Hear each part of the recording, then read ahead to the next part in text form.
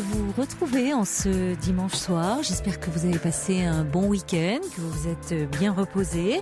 Maintenant, pendant 2 heures, l'antenne d'Europe 1 est ouverte pour vous permettre de parler de vous en toute liberté, pour nous confier ce qui vous tourmente, ce qui vous chagrine, ce qui vous met en joie. Le 39-21 est ouvert jusqu'à 1h. Jeanne et Paul vont vous y accueillir. C'est Romain Causeur qui réalise l'émission ce soir. Et bien sûr, vous pouvez également nous contacter par mail sur le site europe1.fr. Si vous voulez nous faire part d'une situation, vous indiquez en quelques lignes le sujet, le thème que vous voulez aborder avec moi, votre prénom, un numéro de téléphone et nous vous rappellerons. Par SMS, vous pouvez nous faire part de toutes vos réactions au 7 39 21 en les commençant par le mot nuit. Jusqu'à 1h sur Europe 1, Caroline Dublanche. Bonsoir Olivier. Bonsoir. Bonsoir. Alors vous m'avez envoyé un petit SMS juste avant de démarrer l'émission, justement, pour me dire que vous stockez, c'est ce que j'ai sous les yeux, énormément de déchets chez vous et que vous ne vivez plus et que vous aviez besoin d'aide. Oui, tout à fait. Depuis combien de temps vous retrouvez-vous comme ça dans cette situation à tout accumuler chez vous, à tout stocker ? À peu près 3 ans. D'accord. Il s'est passé quelque chose de particulier à ce moment-là dans votre vie qui a expliqué que vous laissiez un peu aller ? Non, rien de particulier. Non. Rien de particulier ? Aucun non, événement ? Je sais pas, c'est venu apparemment tout d'un coup. J'ai commencé à garder tous les papiers, les prospectus. Et puis voilà, les accumuler, à les entasser, quoi. Vous gardez des papiers et des prospectus, c'est ça. Pourquoi vous les gardez au départ ? Parce que vous vous dites que peut-être il y a des articles qui pourraient vous intéresser. Voilà que je peux être amené à lire ou à regarder plus tard. Et puis je les amoncelle et puis voilà, je les laisse, et puis voilà, ça s'accumule. Oui. Vous en avez dans toutes les pièces aujourd'hui ? Principalement le salon et puis la cuisine, quoi. D'accord, dans votre salon. Vous pouvez circuler quand même dans ces pièces-là ou ça devient difficile ? Ça va encore, mais bon, c'est quand même, je veux dire, assez difficile à circuler, quoi. Oui, à circuler entre les revues.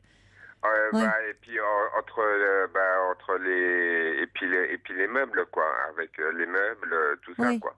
Oui. Donc vous avez des tas, en fait, vous avez fait des tas un peu partout, de revues, de choses comme ça. Voilà. Et auparavant, vous ne gardiez pas spécialement les revues ? Non, pas particulièrement, non. Bon. Vous vivez seul ? Oui. Oui. Vous avez quel âge ? 42 ans. D'accord. Bon. Vous avez toujours vécu seul ou vous êtes séparés à un moment À un moment donné, oui, j'étais en couple, mais bon, ça s'est mal passé. Je suis retourné chez mes parents et puis là maintenant depuis 3-4 ans j'ai repris un appartement et c'est à ce moment-là, quoi, que j'ai commencé à accumuler, quoi. C'est quand vous vous êtes retrouvé chez vous seul dans votre appartement ? Voilà, c'est ça. Oui, quand vous étiez chez vos parents, vous n'aviez pas ce symptôme-là ? Non. Et quand vous viviez avec votre épouse non plus ? Non. Oui. Vous accumulez d'autres objets ou c'est principalement les journaux ? Ou est-ce qu'il y a d'autres choses que vous avez tendance à garder comme ça ? C'est ça, je sais pas, c'est peut-être un machin de gosse. Je collectionne les nounours. Oui. Ça, vous avez toujours collectionné ? Oui. D'accord, oui. Ça va souvent ensemble, le fait de, vous voyez, un tempérament de collectionneur et puis à un moment, on peut se laisser déborder. Ça va avec ce tempérament-là un peu. Donc vous en avez beaucoup de nounours? Oui, j'en ai pour un grand garçon comme moi, j'en ai pas mal. Oui, et ça vous les collectionnez depuis l'enfance? Oui. Oui. D'accord. Oui, mais ça c'est différent parce que c'est votre plaisir, vous en prenez soin, j'imagine. Oui. Alors que là, ça devient problématique pour vous dans votre appartement. Vous vous sentez comment quand vous êtes chez vous? Je me sens un peu à l'étroit. Il est pas, voilà. Donc l'accumulation, je me sens, j'ai du mal à me sentir bien, quoi. Oui, parce que vous me dites quand même dans votre SMS, je ne vis plus. Qu'est-ce que ça veut dire? C'est-à-dire que vous ne recevez plus chez vous du fait de ça? Vous n'avez... Voilà, tout à fait. Vous n'avez pas de vie sociale, enfin, peut-être en dehors de chez vous, si vous voyez du monde en dehors de chez vous? Je vois en dehors de chez moi, je vois encore ma famille. Oui. Mais bon, ils viennent pas chez moi du fait je veux dire, du bordel, de l'accumulation des papiers, des prospectus, quoi. Oui. Vous savez plus maintenant comment faire. Vous avez commencé, vous avez essayé parfois d'en jeter quelques-uns ou ça vous est compliqué cette démarche-là?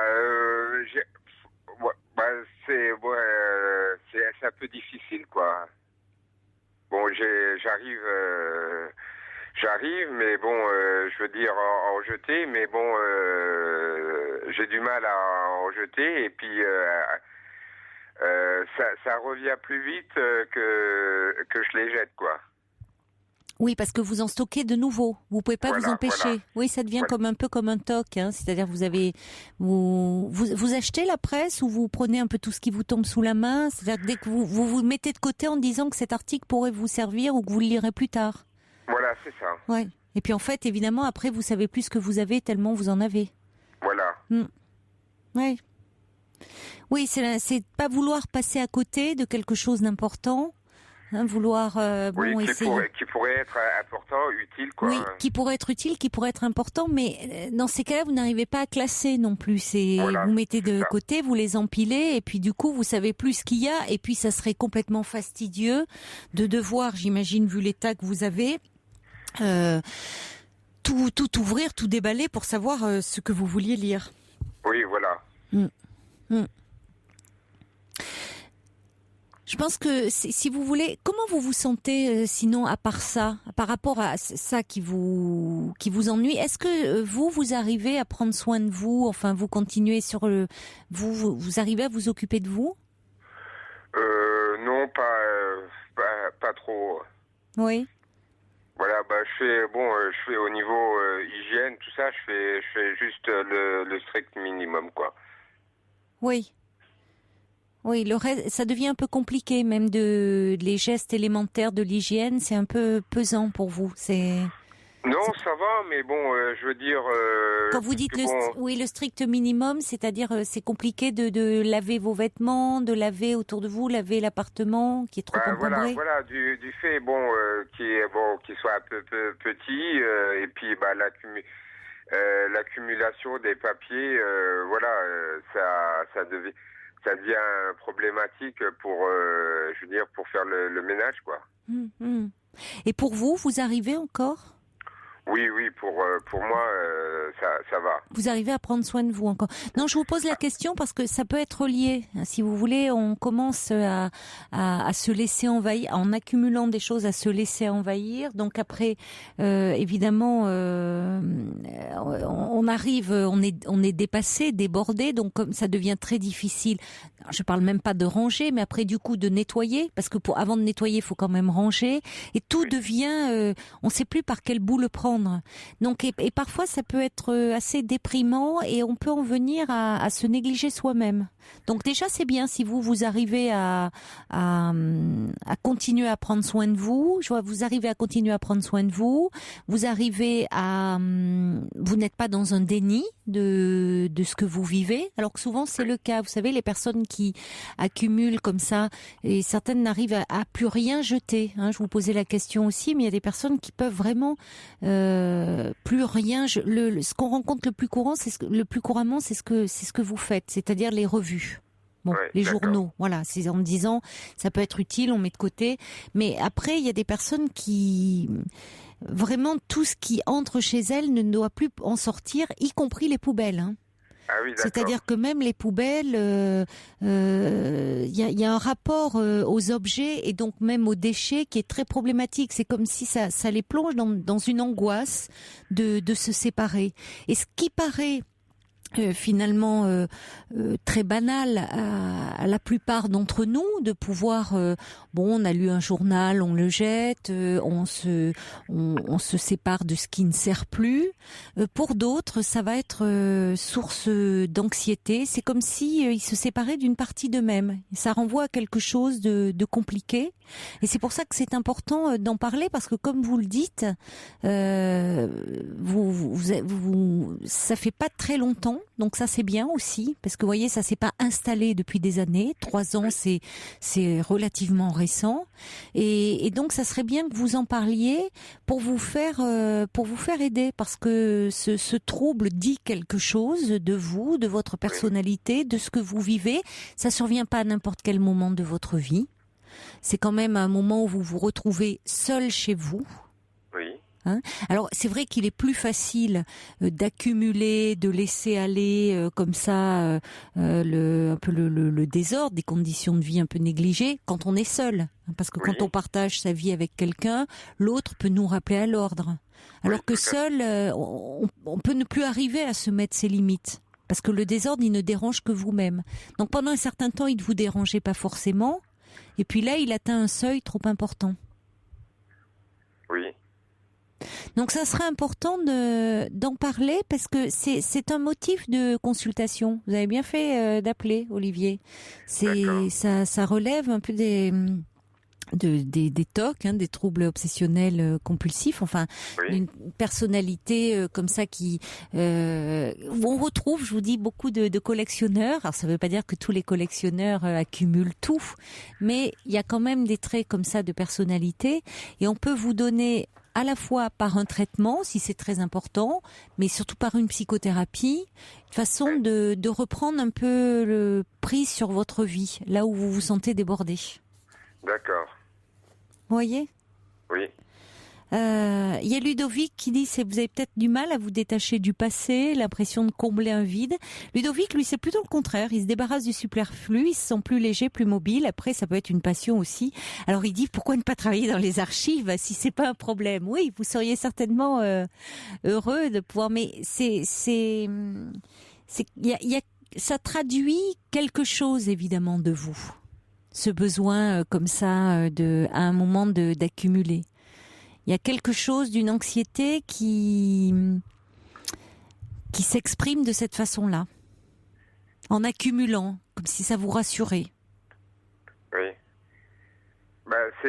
Donc du coup c'est peut-être l'effet que justement je sois seul, quoi. Oui, ça a pu réveiller cette séparation des angoisses, justement. Vous n'arrivez pas à jeter ce qui est normalement un geste assez banal pour la plupart d'entre nous.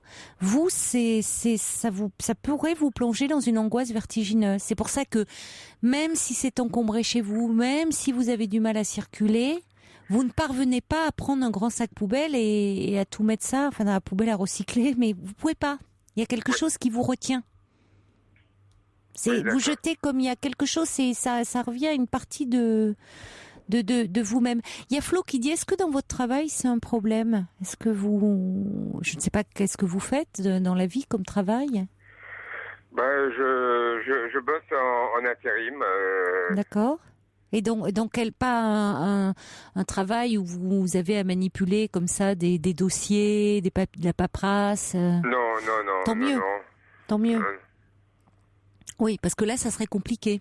Oui. Là, vous êtes plus dans un travail dans l'action, vous n'êtes pas confronté à ça. Ouvrier, voilà. Ouais, d'accord. Mais on sent que pour vous, c'est peut-être un peu compliqué de pouvoir dire. Vous sentez que vous avez besoin d'aide, que là, vous avez franchi un seuil, et en même temps, on sent que vous n'êtes pas habitué à parler des émotions, des sentiments qui vous traversent. Oui, peut-être, je sais. C'est peut-être ça, je sais pas. Oui. Mais ça, vous savez, avec l'aide d'un psychothérapeute, il vous aiderait à mettre des mots, petit à petit. D'accord. On en prend, vous voyez, c'est parce que certainement dans votre éducation, dans votre parcours, vous n'avez pas été habitué à parler de vous, mais ça s'apprend. D'accord. Alors, il y a Eridan qui dit aussi quelque chose de très juste, qui dit c'est peut-être une façon de vous abriter contre le temps qui passe, de fixer le vertige de l'avenir, de réapprivoiser l'avenir. Et c'est très juste parce que pour jeter, il faut avoir un rapport au temps assez sain. C'est-à-dire que il faut pouvoir savoir faire la part des choses entre ce qui relève du passé, du présent et de l'avenir. Et ça aussi, c'est tout sauf simple. Et là, quand on a du mal à jeter, on est dans un temps figé. Il y a quelque chose qui est figé. C'est très juste, la réflexion d'Eridan. Il y a quelque chose d'un temps qui est bloqué. Et il faut comprendre à quel niveau ça se joue. Vous voyez, avant de travailler sur le passé, pour vraiment mieux habiter le présent et pouvoir se projeter dans l'avenir. Alors, c'est arrivé un moment de votre vie où vous vous êtes retrouvé seul. Et ça a pu peut-être réveiller en vous des angoisses, vous voyez ? C'est pas facile de vivre seul non plus, hein. Oui. Donc, parlez-en peut-être à vous avez un médecin traitant ? Oui. Bon, alors il pourrait vous donner les coordonnées d'un psychiatre. Parlez-lui. Et je vous dis, un psychiatre, que ça ne vous fasse pas peur, que je vous parle de psychiatre, c'est parce que il peut y avoir dans un premier temps, mais ça c'est le médecin psychiatre qui pourra vous évaluer si un traitement peut vous aider, parce que parfois parallèlement à la psychothérapie, on associe un traitement parce que il y a quelque chose dans ce qui relève comme ça des TOC, quelque chose qui est plus fort que nous, que notre volonté. Vous voyez, vous savez au fond de vous qu'il faudrait ranger, débarrasser, pouvoir circuler plus librement, et vous ne parvenez pas à le faire. Donc ça peut donner une impulsion, y compris au travail de psychothérapie, c'est-à-dire au travail où vous allez pouvoir parler petit à petit de vous, de votre histoire, de cette séparation, de la façon dont vous l'avez vécue, du fait de vous retrouver seul, qu'est-ce que ça implique, de comment vous vous projetez, comment vous envisagez votre avenir, de votre enfance. Vous voyez, petit à petit, ce qui peut vous paraître assez insurmontable, tout comme de vous débarrasser de vos revues, petit à petit, vous allez voir qu'un mot après l'autre, vous allez y arriver. D'accord. Et un psychiatre, encore une fois, si vous n'avez jamais consulté, vous pouvez dire pourquoi ça n'a rien à voir. Vous voyez, on va voir un psychiatre parce qu'à un moment, on souffre, on est dans une difficulté, dans un moment où on s'aperçoit que on est bloqué dans sa vie, et ça n'a rien à voir avec la folie. Souffrir d'un trouble obsessionnel compulsif, être dans quelque chose comme ça, ce n'est pas la folie. Vous êtes tout à fait lucide, conscient de ça. Voyez ? Oui, tout à fait. Donc bon, non mais je vous le précise parce que quand on n'a jamais fait cette démarche, ça peut paraître un peu impressionnant. Donc demandez à votre médecin traitant, en lui expliquant pourquoi, en disant que voilà, chez vous, vous vous sentez envahi, dépassé, que vous aimeriez bien pouvoir consulter un spécialiste. Et il sera certainement de bons conseils pour vous donner, vous indiquer celui-là plutôt que tel autre. Oui, d'accord. Il y a quelqu'un qui me dit, qui m'envoie par SMS, je suis pareil. Et cette personne me dit, je conserve tout. De vieilles factures téléphone, des objets, des tas de trucs insignifiants. Ça me rassure de conserver. J'ai 29 ans, j'ai toujours été comme ça. Je suis toujours attachée au passé, aux dates, aux époques. Oui, il y a quelque chose d'un passé qui passe pas, auquel on est attaché, et qui en même temps peut terriblement nous encombrer. Ce passé-là. Donc à un moment, ça vaut le coup d'aller. Quelqu'un parlait d'archives, de plonger dans les archives. Il y a un travail un peu d'archéologie à faire, de plonger dans les archives familiales, dans l'histoire de votre famille, de déterrer des choses peut-être, pour moins vous encombrer dans votre vie et comprendre finalement qu'est-ce que vous êtes en train d'essayer de retenir à tout prix, de garder ou de vous donner l'illusion de garder. Oui, d'accord. Vous voyez ? Oui. Il y a, je sais pas, il y a Michel, on me dit, qui est peut-être en réaction. Est-ce que Michel est avec nous ou pas ? J'aimerais bien qu'on l'ait parce que elle a vécu avec un mari qui gardait tout. Bon, je sais pas, peut-être ça vous dirait de l'entendre ? Oui, éventuellement, oui, d'accord. Alors, il y a Annabelle qui me dit, moi, je jette tout. Trop. C'est quoi? Bon, il n'y a pas comment dire, on va pas faire un diagnostic pour tout, mais de tout jeter, oui, c'est encore autre chose, mais finalement, on s'encombre moins, finalement, je dirais que c'est quand même moins problématique. Bonsoir, Michel. Oui, bonsoir. Caroline. Bonsoir. Oui, alors, j'ai pas entendu tout à fait le début de la conversation, je ne sais pas le prénom de ce monsieur. Mais Olivier. J'ai cru comprendre que lui, il vit seul, c'est ça ? Oui, depuis sa séparation.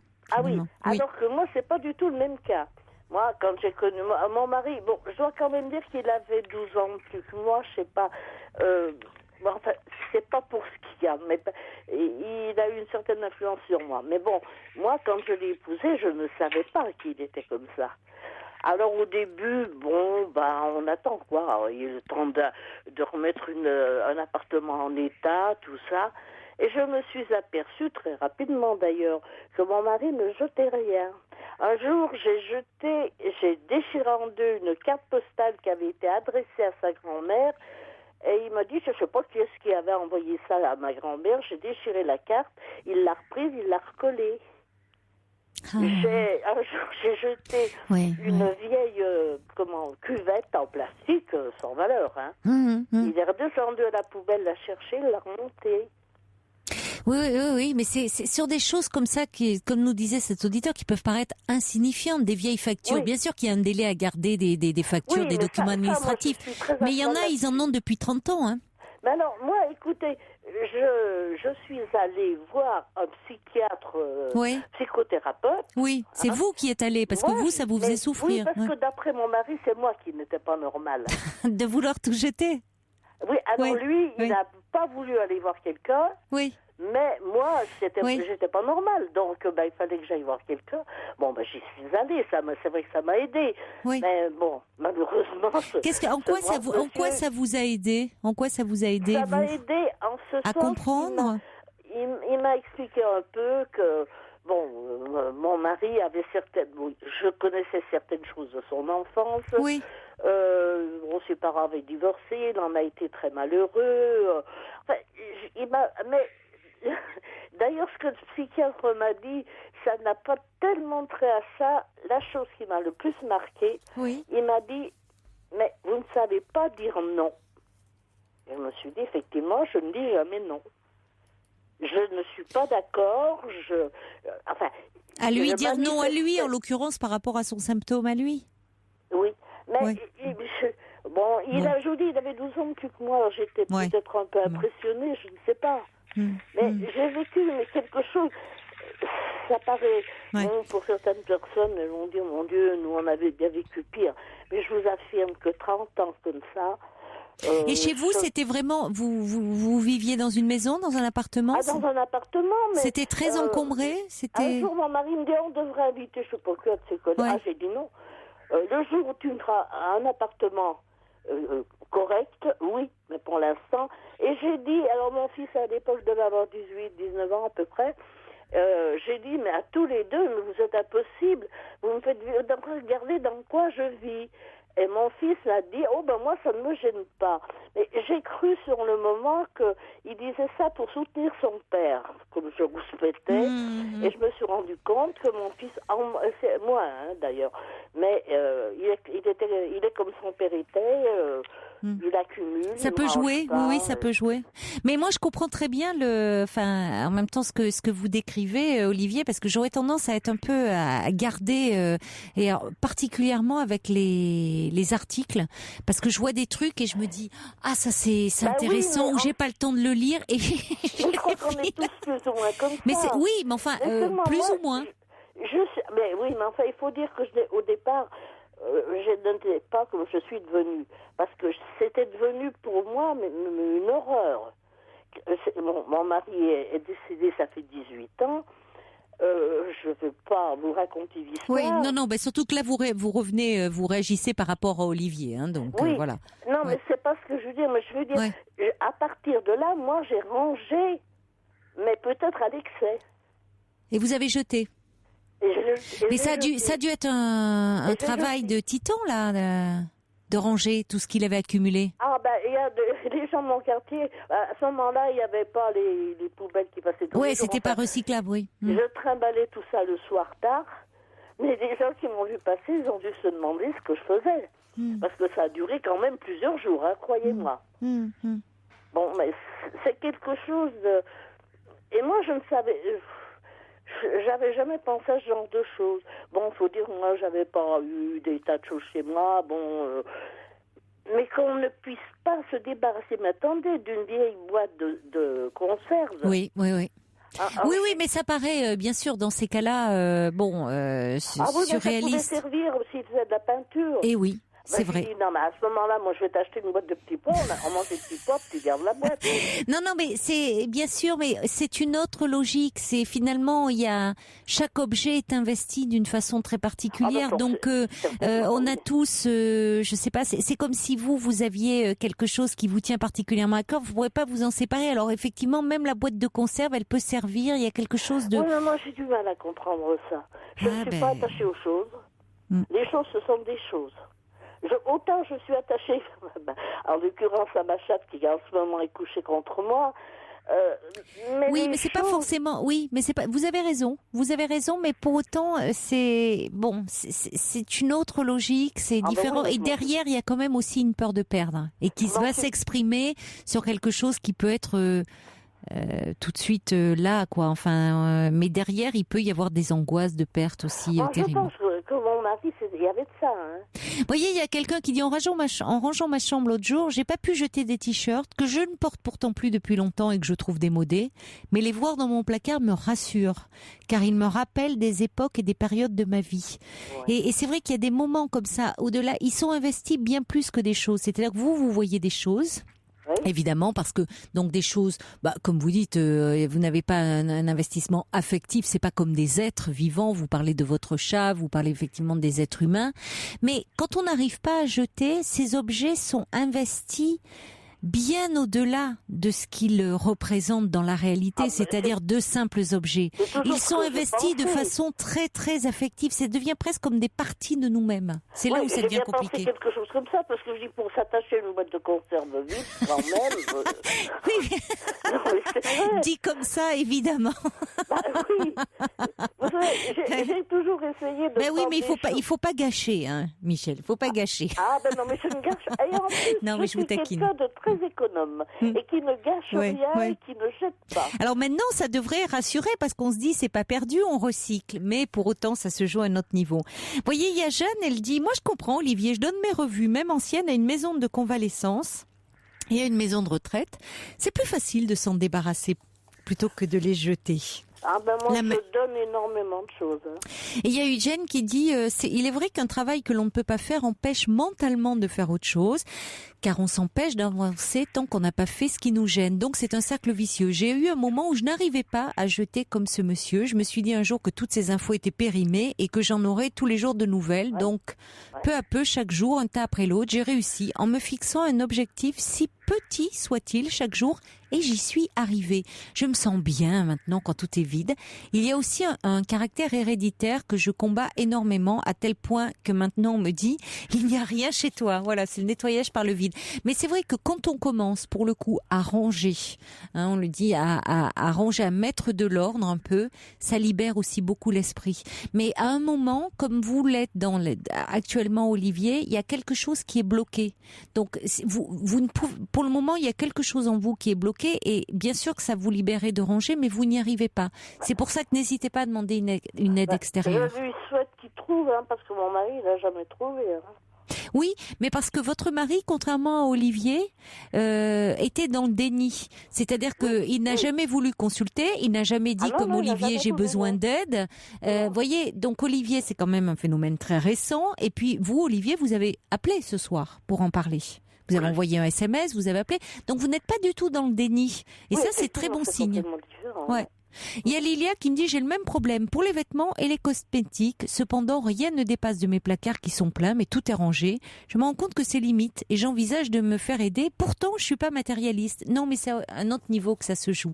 Merci en tout cas d'en avoir parlé, Olivier, parce que vous voyez que ça concerne beaucoup de gens. Beaucoup de gens.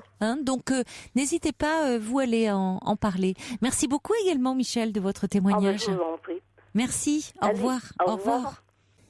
Alors des messages qui arrivent au 7 39 21. Carole dit mon mari garde des tas de choses, des boîtes vides. Je pense personnellement qu'il a connu la guerre et les privations. C'est une explication. Oui, vous avez raison, bien sûr. Et puis quelqu'un me dit le déclic arrive un jour. Je suis très conservateur et un matin, sans raison apparente, j'ai rangé et jeté. Je n'en revenais pas. Un déclic était là. Je me suis sentie nettoyée, libre, vidée. Incroyable sensation. J'ai eu beaucoup d'énergie par la suite. Un beau témoignage. Alors, ce déclic qui vient d'où? C'est formidable. C'est vrai que vous avez parfois on peut compter là-dessus, mais pas toujours, quand même. C'est important d'en parler. Mais je comprends en revanche ce sentiment de libération que vous avez dû ressentir parce que c'est de l'énergie qui est bloquée. Ça reflète quelque chose et entassé, accumulé comme ça, c'est autant d'énergie qu'on ne met pas pour sa vie, finalement, pour vivre.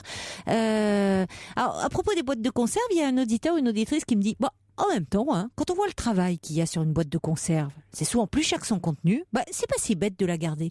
Et puis, je pense à cette auditrice qui avait rencontré son compagnon, une dame déjà assez âgée qui avait rencontré son compagnon du même âge dans une grande surface au rayon petits pois carottes, au rayon des boîtes de conserve. Peut-être qu'ils ont dû garder cette boîte de conserve qui leur a permis de vivre une belle histoire d'amour. Là, il y a vraiment tout un symbole. Bonsoir Mélanie. Bonsoir. Bonsoir.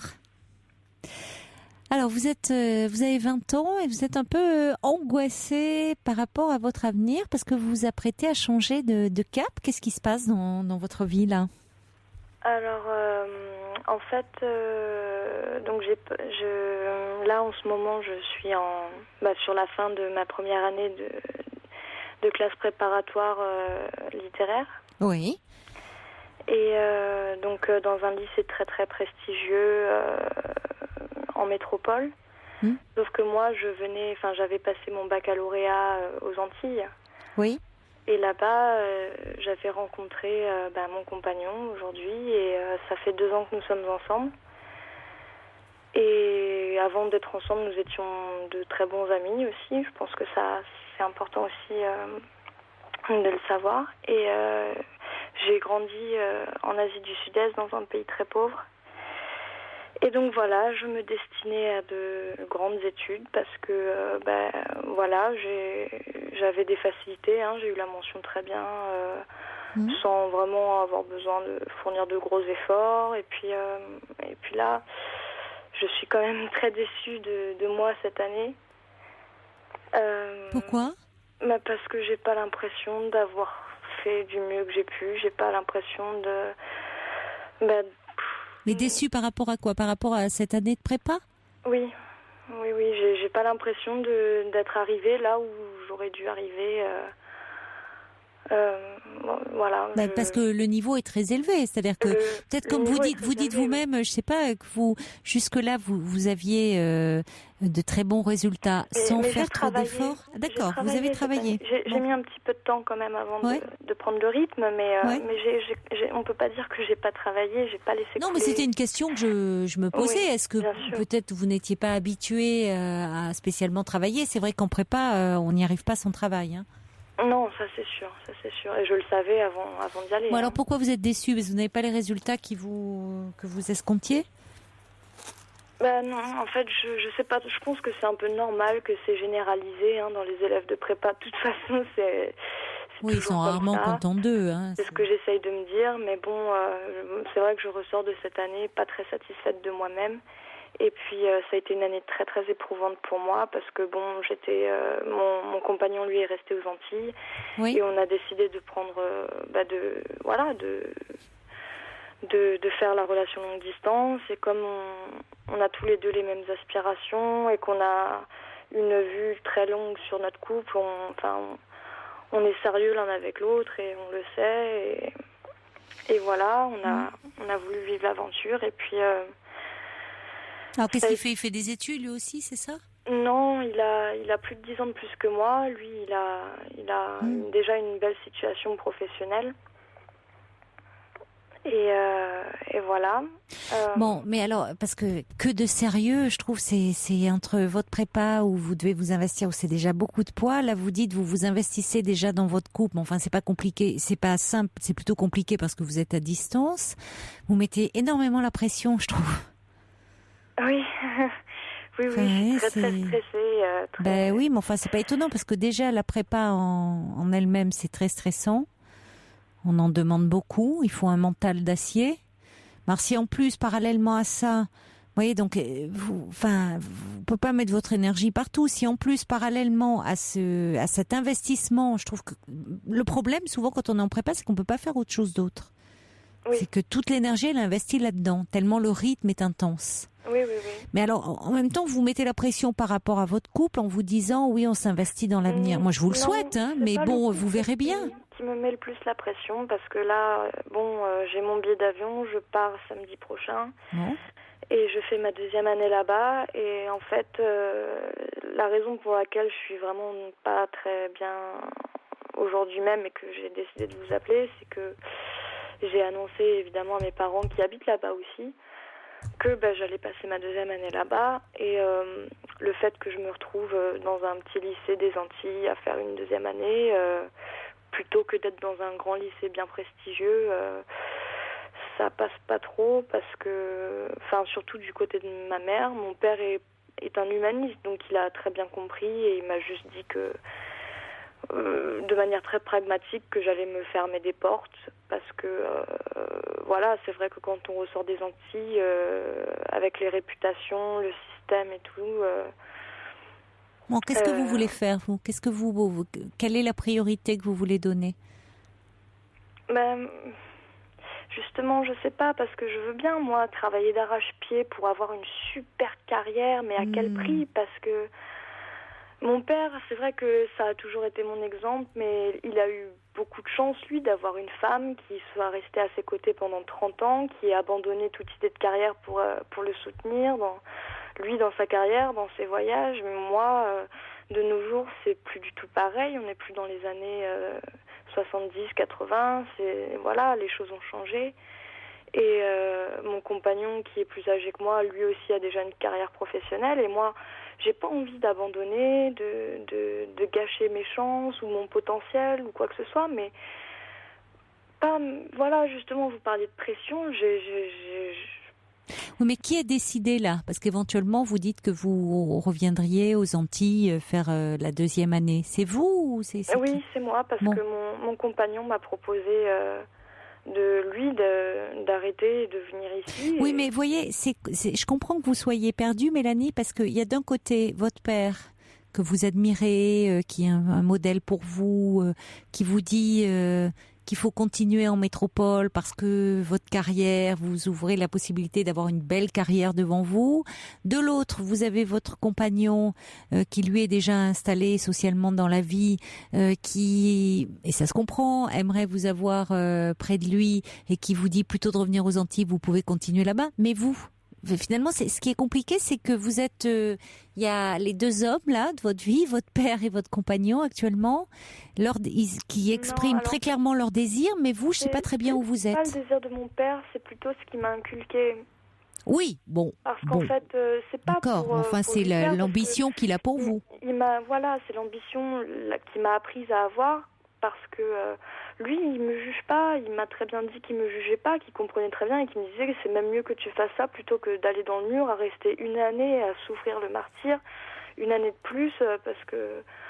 Alors c'est vrai que cette année, ça a été très difficile, pas seulement à cause de la distance avec mon compagnon, le travail de la prépa, j'ai dû faire face à un suicide d'une camarade, j'ai eu une fausse couche et un avortement. Enfin bon, ça a été une année très... Qui vous avez subi une fausse couche, un avortement? Oui, alors l'avortement c'était en tout début d'année, la veille de la rentrée des classes, et la fausse couche c'était en février, non c'était en mars, quand après les vacances, pendant les vacances, j'ai retrouvé mon compagnon et voilà. Et puis bon, j'ai pas voulu avorter une deuxième fois parce que bon, d'une part, j'avais eu une complication après l'avortement qui m'avait causé une douleur effroyable. Et aussi du fait que voilà, j'ai eu la folie pendant un moment de me dire que c'était peut-être possible, et puis finalement la vie a décidé pour moi, et peut-être que c'est pas plus mal comme ça, mais ça a quand même. Je comprends que vous vous sentiez pas bien parce que quelle année, hein? Vous me dites ça comme ça, voilà, vous enchaînez les événements comme si c'était, c'est pas des événements anodins hein, dont vous me parlez, entre le suicide d'une jeune fille là. Vous avez été confronté à la mort là tout au long de l'année. Bon, et effectivement, je trouve que dans votre voix, quelque chose d'assez éteint, d'assez triste, d'assez. Je suis exténuée en fait. On vous sent épuisé. On vous sent épuisé. Là, on vous sent vidé. Blanc, donc c'est fini. Et alors, il faut que vous pensiez à vous, hein, parce que à quel prix c'est bien beau la carrière et de penser avoir une belle carrière, mais enfin, si vous terminez complètement exsangue, alors c'est le propre de beaucoup d'élèves de prépa, c'est extrêmement dur et c'est pas fait pour tout le monde. Il faut vraiment une mentalité très particulière. Ouais. Il faut vraiment, il y a un profil assez particulier, je pense. C'est vrai. Bon, et alors avec ce que vous ayez, quand vous dites que vous n'êtes pas, je trouve que vous êtes très dure, très exigeante vis-à-vis de vous-même, parce que quand vous dites que vous n'êtes pas très satisfaite de vous, de vos résultats cette année, vous avez vécu des choses très difficiles. C'est pas rien d'avoir vécu un avortement, après d'avoir été à nouveau enceinte, une fausse couche. Il faudrait aussi que votre ami se rende compte de ça, parce que bon, il est plus âgé que vous. Il faut peut-être un peu songer, vous avez 20 ans, lui il en a 30, vous fassiez attention, puisque pour le moment c'est pas possible une grossesse pour vous. Qui fasse en sorte que vous soyez pas enceinte, et vous aussi de votre côté. Je trouve ça, vous avez vécu vraiment des choses difficiles. Ouais. Oui, c'est vrai. Mais ouais. Oui. Oui, c'est des événements très éprouvants. Et tout en devant, en plus, vous concentrer, demander un effort intellectuel. Vous voyez, c'est difficile. Donc, vous avez besoin. Votre choix, vous l'avez fait là où vous devez le faire? Non, mon billet d'avion est pris, mais je suis angoissée parce que. Mais vous pouvez revenir l'année prochaine ici, éventuellement? Vous pouvez. Est-ce que vous pouvez changer d'avis, faire une deuxième année ici? Non, là je me suis inscrite. D'accord, bon. Mais vous avez besoin de vous reposer déjà, ça va vous faire plus grand bien. Vous avez besoin de souffler, de voir un petit peu où vous en êtes. Parce que, après tout, je ne sais pas, qu'est-ce que vous comptez faire? Quels sont vos projets? En fait, j'ai pas d'idée bien précise. Et c'est justement le propre de la prépa, c'est très général, hein, mais dans tout ce qui serait médiation culturelle ou patrimoine ou ce genre de choses. Donc des écoles sur concours, voilà. Et vous resteriez aux Antilles, ou là où est votre ami? Non, non, parce qu'aux Antilles justement. Mais lui, il travaille là-bas? Oui, mais il peut avoir des mutations. Donc le temps que je finisse mon petit cursus là-bas et qu'après je passe des concours, lui, il peut avoir une mutation. Donc, il faut que vous soyez quand même dans un endroit, il faut que vous pensiez aussi que vous vous sentiez bien quand même. Ça veut pas dire... Et vous donnerez peut-être le maximum, parce que après tout, même si c'est moins prestigieux, vous pouvez avoir, par rapport à l'école où vous êtes là, apparemment, si vous avez un très bon cursus... Bon, je veux dire, si vous avez une motivation, parce que qui elle est forte, vous y arriverez. Alors que si vous êtes, dans une école très prestigieuse, mais qu'à côté de ça, vous en sortez complètement exsangue et vidé de toute énergie, c'est pas ce qui va vous mener vers la réussite. C'est ce que je me suis dit, et pourtant il y a toujours beaucoup de stress et ça suffit pas à me rassurer. Mais c'est vrai que c'est moi, quand il m'a dit est-ce que tu veux que je lâche, que je vienne ici trouver autre chose, ou que je passe une année à faire autre chose, etc. Je lui ai dit non, moi je veux venir. Là-bas, quand je vivais là-bas, j'étais comme un poisson dans l'eau. Même avant de le rencontrer, c'était vraiment... c'est beaucoup pour vous, Vous avez été quand même séparés de votre milieu, de votre famille, de votre compagnon, plongé dans un univers qui est très âpre, très dur, et avec toutes les épreuves que vous avez traversées, là déjà ça va vous faire le plus grand bien. Vous avez bien fait de prendre votre billet, de vous reposer. Vous verrez bien. Déjà, vous y verrez plus clair quand vous serez reposé. Vous avez besoin de reprendre des forces, physiquement et moralement. Voyez, ne sous-estimez pas ça, Mélanie. Donc, vous avez très bien fait de prendre votre billet. Vous allez vous retrouver chez vous, dans votre environnement, et vous reposer, physiquement et moralement. C'est la priorité, reprendre des forces. Ouais. D'accord ? Donc, prenez soin de vous. Au revoir, Mélanie. Au revoir. Au revoir, merci. Jusqu'à 1h sur Europe 1, Caroline Dublanche. Bonsoir, Rachel. Oui, bonsoir. Bonsoir. Je vous remercie beaucoup d'avoir pris mon appel. Je vous en prie, vous réagissez au témoignage de Dominique, la première, qui nous parlait de cet oncle qui avait eu des gestes déplacés vis-à-vis d'elle, et de sa famille qui n'avait pas voulu l'entendre. Exactement. Donc, alors, je n'ai pas entendu tout le témoignage. Je n'avais allumé mon poste que vers la fin, mais j'ai tout de suite sauté sur mon téléphone parce que je rencontre une situation qui est semblable. Dans le sens où, quand j'avais 12 ans, j'ai subi une tentative de viol de la part d'un oncle maternel. Oui. Et que lorsque, quelques 4-5 ans après, j'ai osé le dire à mes parents, mon père n'a rien dit. Et ma mère m'a dit que si ça avait été si grave que ça, si ça avait été si grave que ça, j'en aurais parlé plus tôt. Et ça s'est arrêté là. C'est terrible. Et après, donc, ils ont conservé des relations avec cet oncle qui se poursuivent. Ah oui, c'est d'autant plus dur pour vous. Ça, c'est insupportable. Oui, c'est terrible. Oui, c'est insupportable, de voir que vos parents gardent un contact avec votre agresseur. C'est horrible, d'autant plus que c'est un sujet qu'on ne peut pas aborder. Je m'en suis rendu compte. Là, au mois d'avril, je suis partie en vacances avec eux, n'importe quoi. Je sais pas. Pour la première fois, je suis partie avec mon mari et avec eux. Oui. Et que pendant ce séjour, ma mère a évoqué son frère en le traitant de petit chenapan parce qu'ils avaient eu un petit problème d'argent avec lui. Cet oncle incestueux, là ? Oui, voilà. Ah oui, d'accord. Oui, bon, n'importe quoi. Et puis pour elle, c'est un petit chenapan. Et moi, je lui dis, mais attends, c'est pas qu'un chenapan. Tu sais que c'est pas que ça. Et puis elle me regarde avec un air méprisant et elle parle d'autre chose après, quoi. Et ça je me dis, j'ai 38 ans et c'est quelque chose qui m'a replongée dans un... Oui, je comprends. Au point que j'étais obligée de... là, j'ai repris contact avec un psy parce que j'avais fait pendant 4-5 ans une psychothérapie. Et là, je suis rentrée et j'avais l'impression d'avoir 5 ans, quoi. Bien sûr. Oui, c'est forcément très révoltant et ça vous met très en colère de voir le déni dont font preuve vos parents. Il y a quelque chose d'insupportable pour eux. Vous vous sentez... c'est comme si... dans les faits... quand ça s'est passé, vous avez dû vous sentir terriblement seul et pas du tout protégé. Ah non, parce que vos parents qui sont là pour vous protéger dans les faits, on niait la réalité de ce que vous avez subi. On fait comme si ça n'avait pas existé. Voilà, que c'était pas grave. Au point que moi, j'ai fini par penser, et puis même là, en rentrant, je me suis dit, mais est-ce que c'est si grave que ça, après tout? Oui, ça l'est. Ça l'est. C'est un acte grave et qui malheureusement, vos parents se protègent. Votre mère protège son frère, elle se protège elle d'une réalité qui leur est insupportable, en disant que bon, soit ça n'existe pas, soit c'est pas si grave. C'est même, parce qu'entre votre père qu'est-ce qu'il est? Votre père vous a... Il n'a rien dit. Oui, il n'y a pas eu de mots, il n'a pas dit, c'est-à-dire que lui n'a pas dit qu'il ne vous croyait pas, mais il n'a pas eu de réaction. Non. Mais c'est très angoissant. Oui.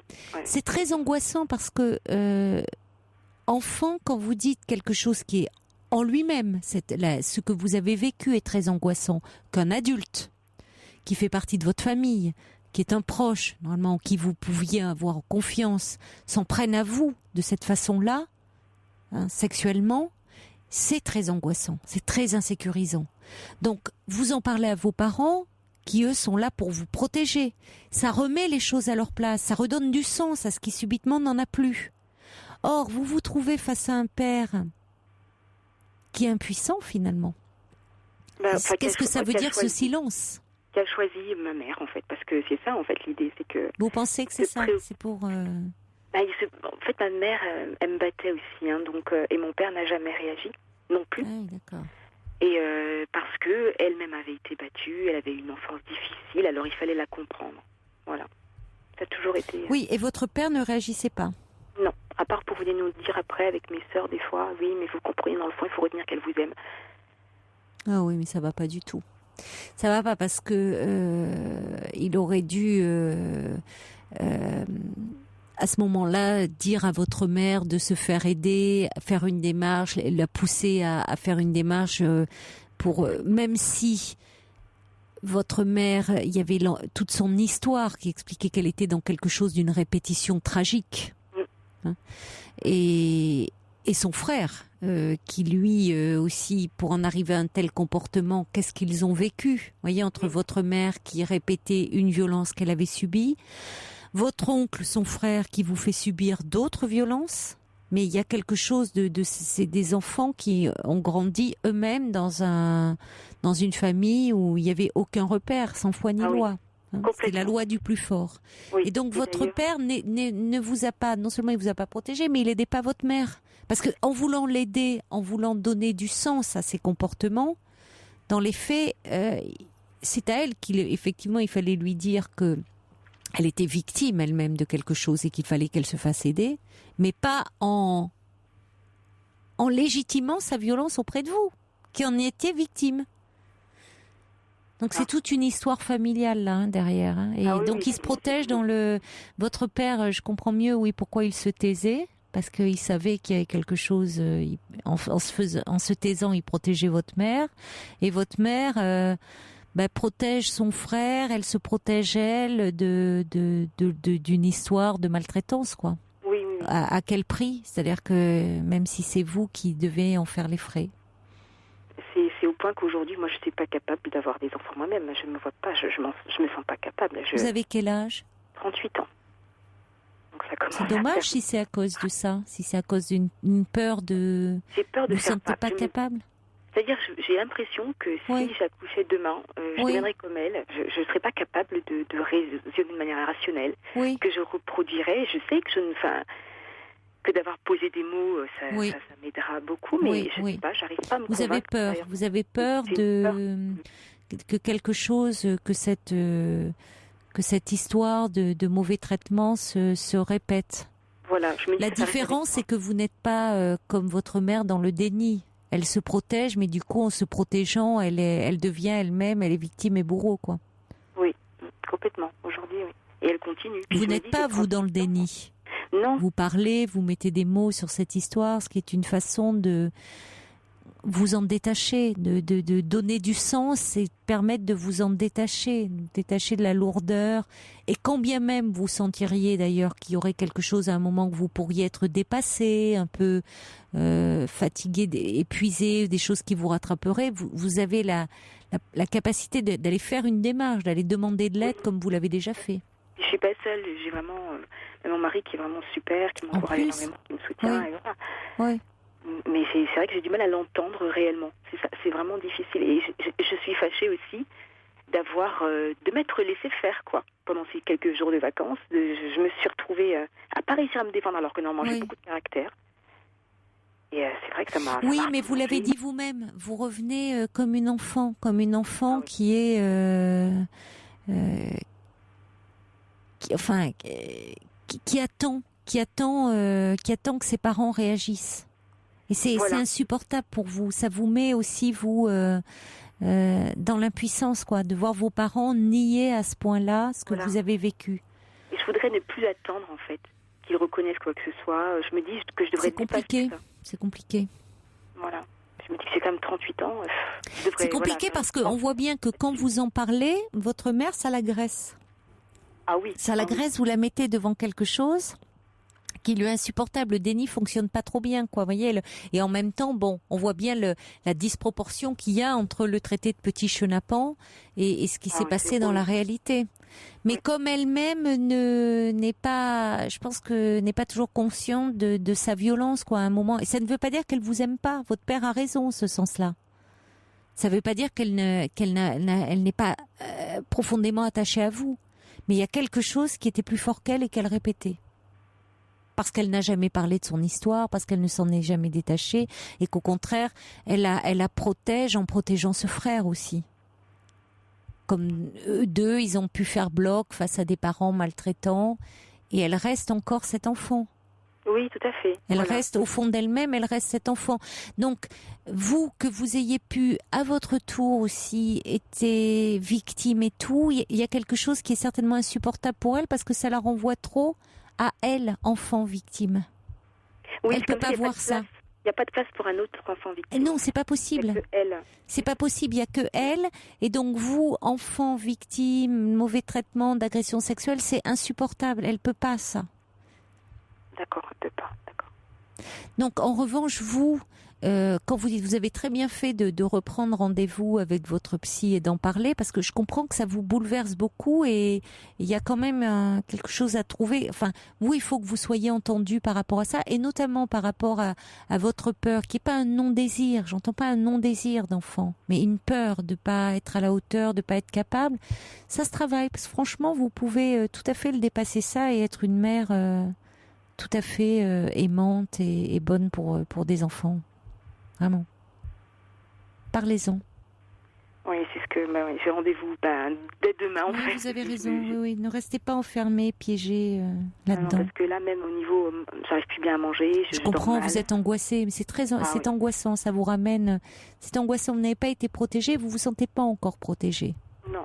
Hein, parce que vos parents se protègent. Le déni est un mécanisme de défense extrêmement puissant. Hein. Donc vous heurtez, vous vous trouvez face à un bloc de résistance extrêmement fort. Donc vous risquez de vous épuiser. Allez parler à quelqu'un qui vraiment saura entendre votre souffrance, qui vous permettra d'avancer et de vous positionner aussi différemment par rapport à eux. Oui. Bon courage vraiment, Rachel. Hein, mais ne restez pas comme ça. Hein. Oui. Merci beaucoup. C'est moi qui vous remercie. Au revoir, Rachel. Au revoir. Bonsoir, Daniel. Bonsoir. Clémentine. Non, Caroline. Non, Clémentine, non, c'est Caroline. Bonsoir, ça se termine Caroline. Pareil. Oui, je vous appelais au sujet d'Olivier, dans lequel j'ai reconnu plusieurs épisodes de ce que je vis. J'ai toujours eu une maman qui n'aimait pas ranger, qui plaçait des petits objets dans des petits Oui, alors Olivier, vous réagissez au témoignage de Olivier qui a cumulé les journaux, les revues et autres, hein, qui était le premier auditeur. Voilà. Oui. Alors moi, j'ai une maman qui a commencé, moi je me rappelle, je devais avoir 12-13 ans. Quand il fallait faire la poussière, c'était impossible parce qu'il fallait rien déplacer, il y avait trop de choses. Enfin bon, et puis ça a cru au fil des ans.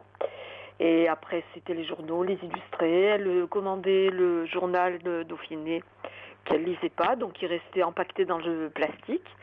Et puis les piles ont commencé à monter, et puis les Marie-Claire, enfin plein tout, les programmes télé, on avait tout autour de la table. Et quand j'ai eu ma fille, mon mari m'a dit, tu t'imagines pas qu'on va pouvoir laisser la petite dans ce gourbi quand même. Et moi, ça me faisait de la peine parce que je voulais que ma mère profite un peu de ma petite. Et puis finalement, comme elle n'était pas très sociable, eh bien, elle a fini par me faire comprendre que de toute façon, elle n'aurait pas le temps, que ça lui changeait tous ses horaires, que c'était plutôt bien qu'elle ne les garde pas. Et bon, finalement, ça s'est passé comme ça. Mais enfin, c'est pour aller assez vite. Oui, je vous remercie parce qu'il reste un peu moins d'une minute. Oui, qui était complètement époustouflante, à tel point que elle avait complètement saturé son appartement. Elle avait un T4 dont les 2 chambres étaient inaccessibles, on ne pouvait pas ouvrir les portes. Tout était entassé sur les lits. De revues, de choses, pas de seulement. tout. Alors elle, c'était les revues et elle remontait des poubelles, des choses qu'elle se disait qu'elle pourrait remettre en état. Ah oui. Et ce qu'elle ne faisait jamais finalement. Elle avait Parce qu'elle n'avait pas le temps. Elle n'avait pas le temps. C'était l'impulsion du moment. Bien sûr. Et voilà. Et donc, après, là, il fallait redescendre puisqu'elle les avait montées. Et puis tout ça, ça fait des couches parce que c'est recouvert par d'autres choses. C'est assez impressionnant. Le lit, on savait plus où il était enfoncé sous un tas de... Ça devait être angoissant pour vous, hein, enfant. Oui, mais moi... c'était votre quotidien en même temps. Moi, j'habitais plus avec elle et puis c'était chez moi, mais quand on voulait venir de temps en temps, c'était... Alors, qu'est-ce que vous vouliez dire à Olivier? Non, c'était ça, vous faisiez penser à ce que vous aviez vécu? Moi, ce que je voulais dire à Olivier, c'est qu'il a bien fait de prendre conscience parce que c'est une chose qui est en train de devenir, on va dire, à la mode. En ce moment, à la télé, on a des émissions sur les chaînes des 8, des 9... Ah oui, ménage, les situations de ménage et autres. Alors, bon, malheureusement, il faut qu'on conclue parce que c'est l'heure de rendre l'antenne. Merci en tout cas pour votre témoignage, Daniel. On peut pas aller plus loin parce que c'est l'heure des infos. Merci beaucoup, désolé, mais il est 1h sur Europe 1. Très belle nuit à vous, faites de jolis rêves. C'est l'heure des infos présentées par Laurence Gontier. Bonsoir Laurence. Bonsoir Caroline, bonsoir à tous.